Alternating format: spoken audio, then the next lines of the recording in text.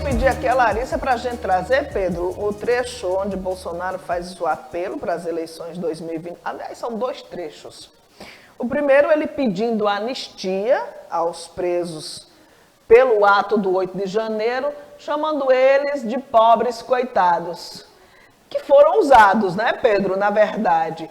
Agora, Bolsonaro está pedindo mesmo anistia para os pobres? Ou de quebra, Pedro, ele está pensando nele, porque sabe que a probabilidade de ele ser preso, ela é imensa, enorme. No caso do decreto de estado de sítio, após o presidente ouvir os conselhos, ele manda uma proposta para o parlamento. E essa proposta é analisada pelo parlamento.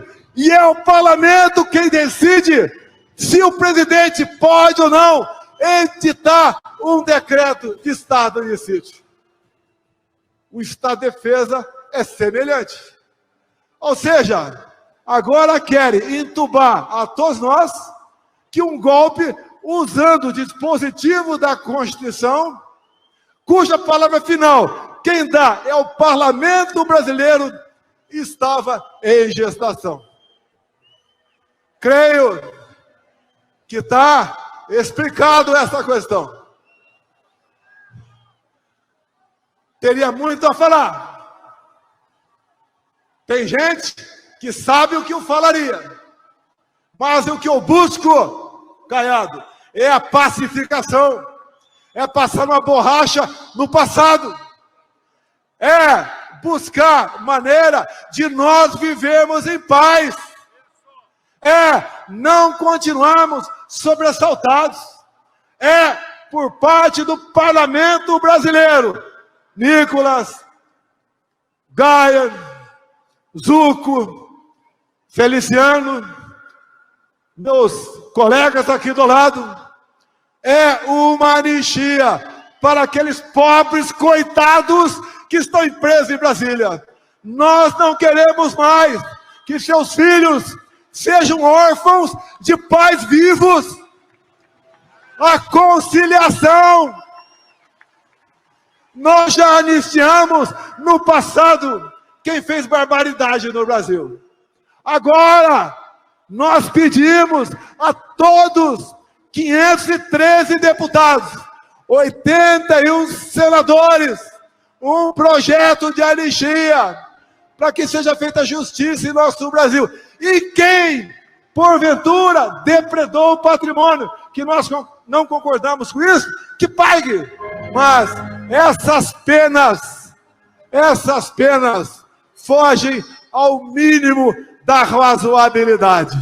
Nós não podemos entender o que levou poucas pessoas a penarem tão drasticamente esses pobres coitados que estavam lá no 8 de janeiro de 2023. Esperto demais, né? Pedindo anistia para os pobres coitados, dizendo que já teve anistia para quem fez barbaridades lá atrás, no passado. Ele fala como se tudo o que aconteceu no Brasil, Pedro, fosse fichinha, né? Coisa de criança.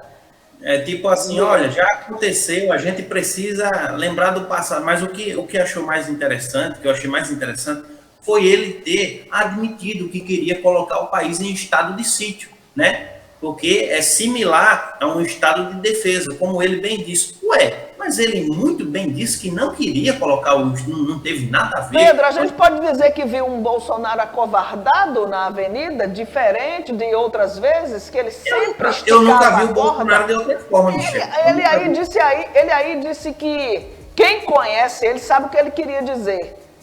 Eu nunca vi o Bolsonaro de outra forma que não dessa, né? Acovardado como ele sempre foi. Simplesmente só quando ele estava na cadeira da presidência, aí sim, ele se mostrava altivo, ele se mostrava forte, se mostrava aquela pessoa que ia contra tudo, era imbatível, era imbrochável, como ele gosta de dizer. Mas, enfim, isso, ele está ali simplesmente atestando o crime, né? De que ele realmente fez uma tentativa de golpe de Estado, né? Colocar o país em estado de sítio. Ou seja, para quem não sabe o que é, o estado de sítio é fechar todas as portas e fronteiras do país, é deixar com que o exército comande, né, o país, né? Que o exército tome a frente, que o exército chegue, como ele bem disse, é como um estado de defesa. Defesa de quê? Estava defendendo contra o quê? Né? O que é que estava acontecendo de tão grave que ele estava defendendo? Lula entrar no poder? E hoje, um ano depois do governo, aliás, 2 anos depois, né, do governo de Lula, o Brasil está precisando de estado de sítio, de autodefesa? Está sendo atacado por algum outro país no mundo, algum outro país significante no mundo? Eu acho que não. Então, para que o estado de sítio? Ou seja, se ele já estava complicado, ele praticamente colocou as algemas nos seus pulsos nesse discurso aí. E esse pedido de anistia para os pobres coitados, como ele disse, nada mais é do que um pedido de anistia para si mesmo, né?